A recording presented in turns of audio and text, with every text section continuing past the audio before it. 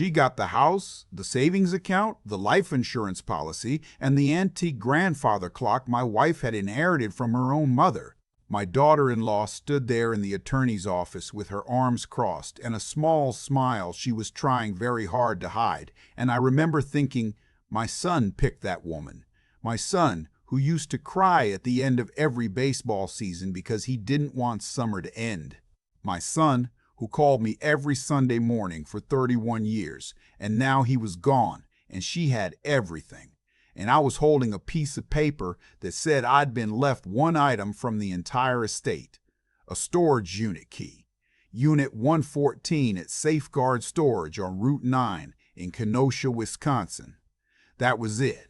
No explanation.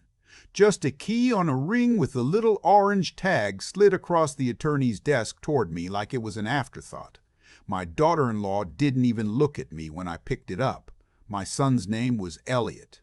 He was 53 years old when his heart stopped on a Tuesday morning in March. They said it was sudden. They said he probably didn't suffer. They say a lot of things when someone dies that are meant to make you feel better and mostly don't.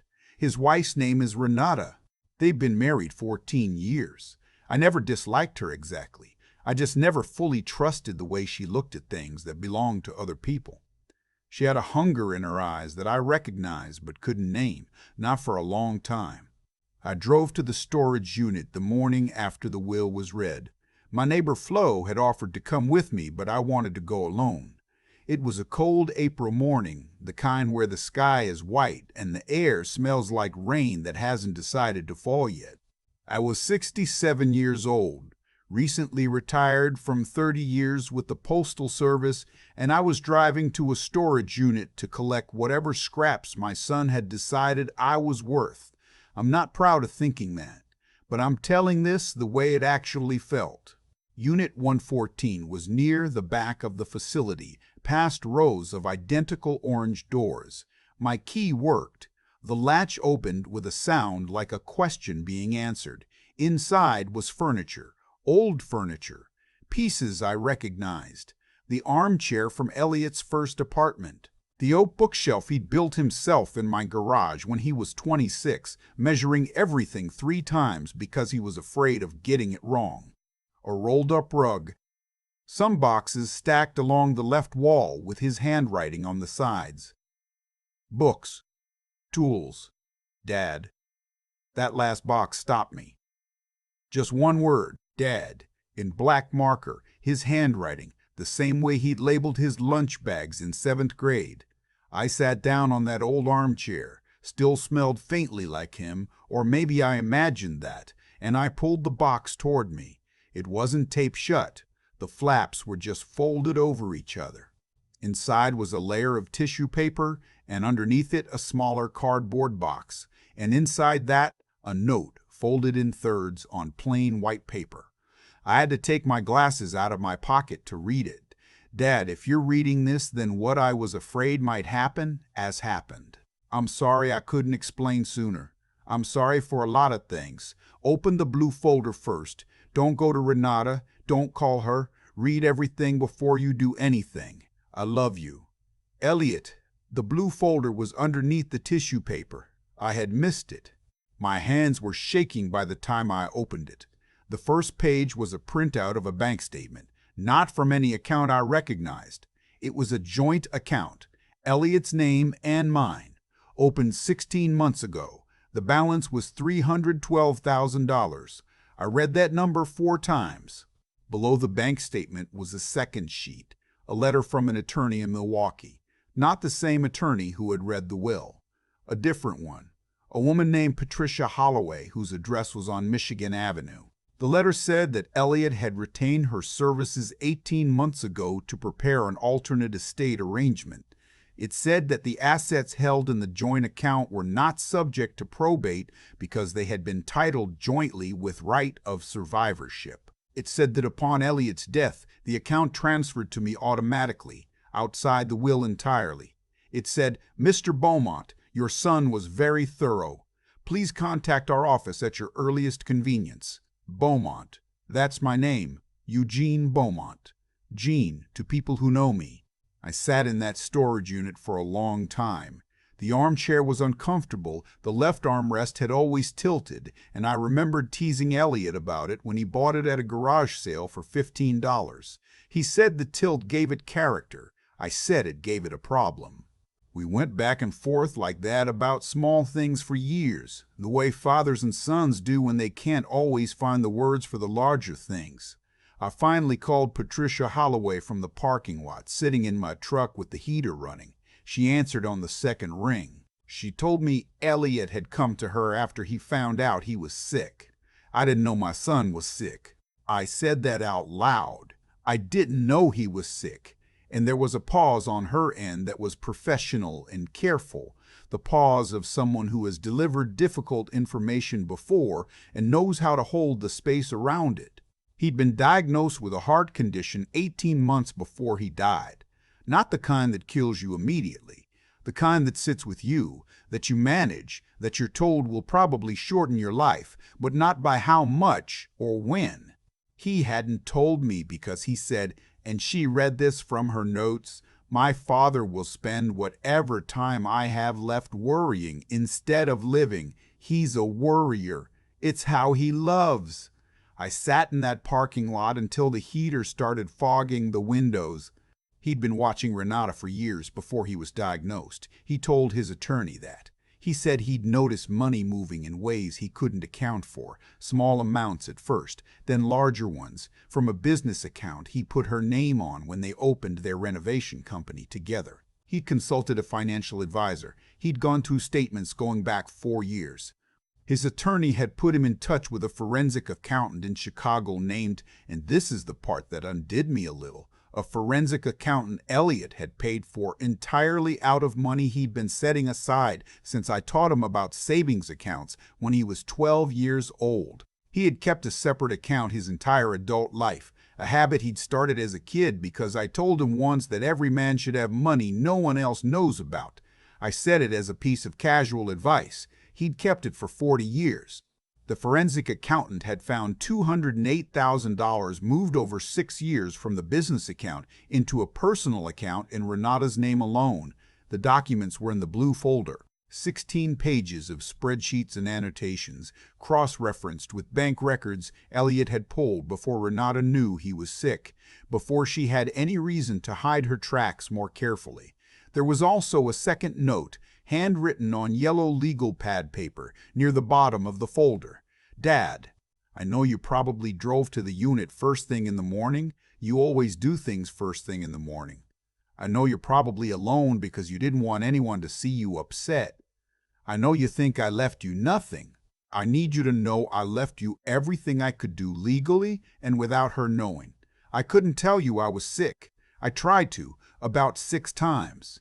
I'd call on Sunday and get to the part where I was going to say it, and then you'd say something about the Cardinals or about the Johnson kid down the street, and I couldn't. You sounded so much like yourself, I didn't want to change that sound. The storage unit is yours, everything in it. The money is already yours. It transferred the moment I died. Patricia has all the documents to help you understand what Renata did with the business account. What you do with that information is your choice. I didn't put it there to push you. I put it there so you'd know the truth, whatever you decide. The armchair is uncomfortable. I know, I kept it anyway. I'm not a man who cries easily. I was raised not to be, which I've thought about differently as I've gotten older. But I cried in that parking lot. I let it happen. I was 67 years old and my son was dead, and he had known me so well that he'd written the note assuming I'd be alone and in the morning, and he was right on both counts. I contacted Patricia Holloway properly the following week. She walked me through everything carefully, sitting across from me at a conference table with Elliot's documents organized in a binder she'd prepared. She told me I had several options regarding the financial fraud. I could file a civil suit against Renata to recover the funds taken from the business account. I could report the findings to law enforcement and allow a criminal investigation to proceed. Or I could do nothing. I thought about it for 3 weeks. What decided me wasn't anger. I want to be clear about that. I've seen anger make decisions before, and it almost never ends where you want it to. What decided me was a conversation I had with my old friend Barton. We worked together at the post office for 20 years. He retired a few years before me, and Barton said something I've thought about many times since. He said, "Gene, your son did the hard work already. He didn't do it so you could let it sit." I filed a report with the Kenosha County Sheriff's Department in May. I brought Patricia Holloway's summary and the forensic accountant's documentation. The detective who took my statement was a quiet, serious man who read everything twice before he spoke. He told me this was the kind of case that built slowly, but built solidly. He said they'd be in touch. They were in touch in August. Renata was charged with felony theft and financial exploitation of a business partner. Her attorney tried to argue that the business account withdrawals were compensation she was owed for her role in the company. The forensic accountant's record showed no payroll documentation, no signed agreements, no tax reporting consistent with that explanation. It didn't hold. I wasn't in the courtroom when the verdict came in. I'd been advised I didn't need to be, and honestly, I didn't want to watch it like a spectacle. This wasn't a spectacle to me. This was my son's last work, the thing he'd spent his diminished time and his careful savings to build so that the truth wouldn't disappear with him. I heard from Patricia the same afternoon. She called while I was raking leaves in the backyard. I still do my own yard, something I'm maybe too proud of. And she told me in her careful, professional voice that the jury had returned a guilty verdict on both counts. Renata was sentenced to 4 years, with restitution ordered. The restitution came back to me as the surviving business partner of record, which Elliot had quietly ensured by keeping my name on a dormant partnership document he'd never dissolved. Even at the end, he was thinking 3 steps ahead. I've had time to sit with all of this now. More than a year. I still go to that storage unit sometimes, not because anything important is still there. I moved most of it to my garage, but because it's where I read his notes for the first time, and some places hold things that don't fully leave. I think about the Sunday phone calls most. 31 years of them. I think about how many times I talked about the Cardinals when he was sitting with something enormous and didn't want to put it on me. I'm not sure if I feel guilty about that, or grateful. Maybe both. He made a choice. He chose to protect me from the weight of knowing, and then he spent his last year making sure I'd be okay after. That's not something a man does carelessly. That's love organized into actions, which is sometimes the only way certain people know how to say it. I know I'm one of those people. I think he was too. The armchair is in my garage now. I haven't gotten rid of it. My daughter, Elliot's younger sister Claire, who lives in Cincinnati and drove up the week after everything came out and didn't say much but stayed for 10 days and just existed alongside me in that quiet way she has. Claire asked me if I was going to keep it. I told her the tilt gives it character. She laughed. It sounded like him a little. Enough. I'm not sure what I believed about the world before all of this. I was raised in a church, but I've had a complicated relationship with that kind of faith most of my adult life. What I can tell you is this. My son was a man who, when he found out his time was being shortened, didn't spend that time in anger or fear or self-pity. He spent it in preparation. He spent it making sure the truth had somewhere to go. I think that's its own kind of faith. Maybe the kind that matters most. If you've lost someone who took care of you even on their way out, you know what I mean. You carry that differently than other losses. It doesn't go away, but it changes shape over time. It goes from a weight to something more like a compass. I use mine every day. Drop your location in the comments. I'd love to know where you're listening from, and if you ever receive something unexpected from someone you lost, something that turned out to mean more than you realized at first, share that below. I think we could all use those stories right now. I keep coming back to the same thought more than a year later. Elliot knew he was running out of time, and he chose to spend that time building something instead of grieving it. That's not the instinct most people have when life starts closing in. Most of us panic, or go quiet, or reach for whatever comfort we can find. My son opened a spreadsheet. He called an attorney. He reviewed 4 years of bank records and paid a forensic accountant out of money he'd been saving since he was 12 years old. Because I told him once, casually, on a Saturday afternoon, that every man should have money no one else knows about. He listened to that. He carried it for 40 years. And then he used it to protect me when I couldn't protect myself, because I didn't even know I needed protecting. I thought about what kind of man does that. Not the grief-stricken kind, not the bitter kind, not the kind who spends his last good months making sure the people who wronged him feel it. Elliot was something rarer. He was decent in a way that didn't require an audience. He didn't tell me what he was doing because he didn't want credit. He didn't want my worry. He wanted me, after he was gone, to be okay. That's the whole of it. That was his project. There's a version of Elliot who finds out he's sick and falls apart.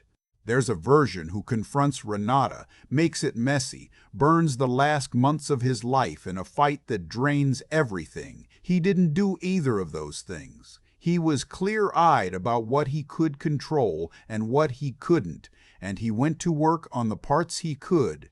He gathered evidence patiently. He set up accounts carefully. He wrote notes that assumed I'd be alone in the morning and that I'd need him to walk me through it step by step, because he knew me. He used his intelligence not to outsmart anyone for the sake of winning, but to make sure the truth had somewhere solid to land after he was no longer around to speak it. What Renata did had been building for years, quietly, in the background of a marriage and a business. Greed like that doesn't announce itself. It moves in small amounts, then larger ones, patient as anything, counting on the assumption that no one is watching closely enough. She was wrong about that. Elliot was watching, and the consequence of what she did wasn't immediate, the way consequences rarely are. It came later, built from documents and patience, and the kind of careful work that only holds up because it was done right the first time. I'm not a philosopher. I'm a retired mail carrier from Kenosha who rakes his own leaves and drinks his coffee black. But I'll say this plainly, what I watched my son do was the most complete example I've ever seen of a life lived with real backbone.